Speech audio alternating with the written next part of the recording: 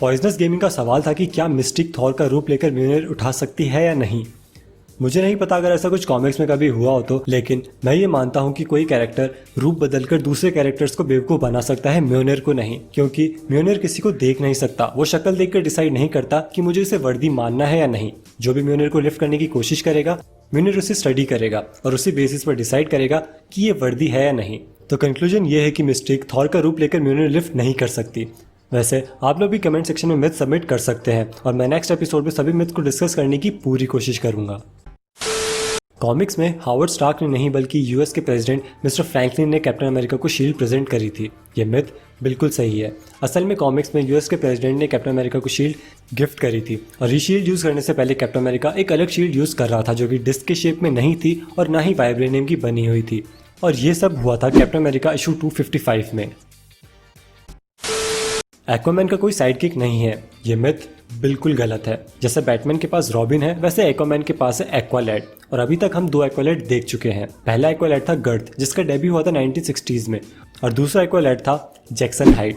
और जैक्सन का डेब्यू हुआ था 2010 में आई ब्राइटेस्ट डे इशू 4 में। जैक्सन टीन टाइटंस और यंग जस्टिस का भी एक इम्पोर्टेंट मेंबर है। ओडिनसन के अलावा कोई भी थॉर की उपाधि नहीं ले पाया, ये मिथ बिल्कुल गलत है। क्योंकि कॉमिक्स में काफी बार दूसरे कैरेक्टर्स ने म्योनिर को उठाकर थॉर की पावर्स को पोजेस किया है, जैसे कि जेन फॉस्टर, एरिक मास्टरसन और जे कोल्सन। और अब तो हम मूवी में भी जेन फॉस्टर को थॉर बनते हुए देख सकेंगे। वैसे जेन फॉस्टर को लेडी थॉर कहा जाएगा। और अवेंजर्स एंड गेम में कैप्टन अमेरिका भी थॉर की पावर्स को पोजेस कर चुका है।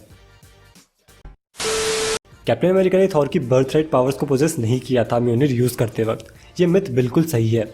काफी लोगों को कंफ्यूजन है कि म्योनिर लिफ्ट करने से तो कैप्टन अमेरिका को थॉर की सभी पावर्स मिल गई होंगी, पर ऐसा नहीं है। थॉर के पास कुछ ऐसी पावर्स भी है जो उसे म्योनिर की वजह से नहीं बल्कि एसगार्ड में पैदा होने की वजह से मिली थी। और कैप्टन अमेरिका ने जब म्योनिर को उठाया तब उसके पास थॉर की बर्थराइट पावर नहीं थी। हाँ, उसके पास थॉर जितनी स्ट्रेंथ जरूर थी क्योंकि वो स्टॉर्म ब्रेकर भी उठा पाया था और इलेक्ट्रिसिटी को भी कंट्रोल कर पा रहा था। और ये सब पॉसिबल हो पाया था ओडिन के एन्चेंटमेंट की वजह से। तो ये मिथ सही है कि कैप्टन अमेरिका ने थॉर की कुछ 1-2 पावर्स ही पोजेस करी थी। With great power comes great responsibility, ये कोट सबसे पहले अंकल बेन ने नहीं बल्कि स्टैन ली ने कहा था। ये मिथ बिल्कुल सही है क्योंकि जब पहली बार इस कोट को कॉमिक में यूज किया गया था तब इसे एज अ स्पीच यूज किया था कॉमिक के नरेटर स्टैन ली ने। और ये स्पाइडरमैन के डेब्यू अमेजिंग फैंटेसी इशू 15 में यूज हुआ था। और कोट एग्जैक्टली ये नहीं था। स्टैन ली ने जो फ्रेज यूज किया था वो था with great powers there must also come great responsibility. Superman doesn't kills, ये मिथ गलत है। सुपरमैन ने शपथ ली थी कि वो कभी किसी की जान नहीं लेगा चाहे जो भी सिचुएशन हो। लेकिन मैन ऑफ स्टील में हमने देखा कि सुपरमैन को जनरल जॉर्ड को मारना पड़ा, वरना वो फैमिली को मार देता। और अगर आपने इनजस्टिस देखी है तो आपको पता ही होगा कि सुपरमैन ने खून की नदियां बहा दी थी, अपने साथी सुपर हीरोज को भी नहीं छोड़ा। लेसर ऑफ ट्रुथ सिर्फ और सिर्फ लोगों से सच बुलवाने के काम आता है, यह मिथ बिल्कुल गलत है। ऐसा नहीं है। लेसर ऑफ ट्रुथ डीसी का one of the most powerful weapon है।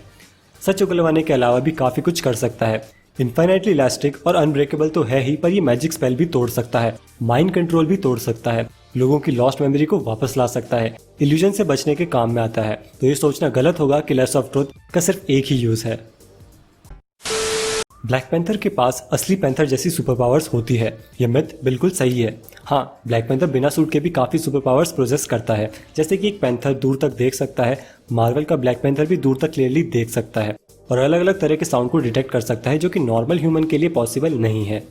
और यहाँ तक कि ब्लैक पैंथर सामने वाले इंसान के डर को भी महसूस कर सकता है, जिसका यूज करके वो ये पता कर सकता है कि वो इंसान सच बोल रहा है या झूठ। और ये सब सुपर पावर्स उसे मिलती है हर्ट शेप हब को कंज्यूम करने के बाद। और इसकी भी काफी अच्छी साइंस है जो मैं आपको जल्दी एक्सप्लेन कर दूंगा। स्पीड फोर्स को बैरी एलन ने नहीं बनाया, ये मिथ गलत है। स्पीड फोर्स को बैरी एलन ने ही बनाया है। जिस एग्जैक्ट मोमेंट पर वो फ्लैश बना था उसी समय स्पीड फोर्स भी बनी थी। और ये स्पीड फोर्स पास्ट और फ्यूचर दोनों में एग्जिस्ट करती है, यानी कि जब फ्लैश नहीं था तब भी स्पीड फोर्स थी और जब फ्लैश नहीं रहेगा फ्यूचर में तब भी स्पीड फोर्स रहेगी। और ये सब कंफ्यूजिंग इसलिए है क्योंकि ये टाइम ट्रेवल से रिलेटेड है। लेकिन जो भी हो, स्पीड फोर्स को बैरी एलन ने ही बनाया है। वैसे अब आपने वीडियो यहाँ तक देख ही ली है तो कमेंट सेक्शन में कुछ मिथ्स शेयर कर दो ताकि नेक्स्ट एपिसोड में हम उन्हें डिस्कस कर सकें।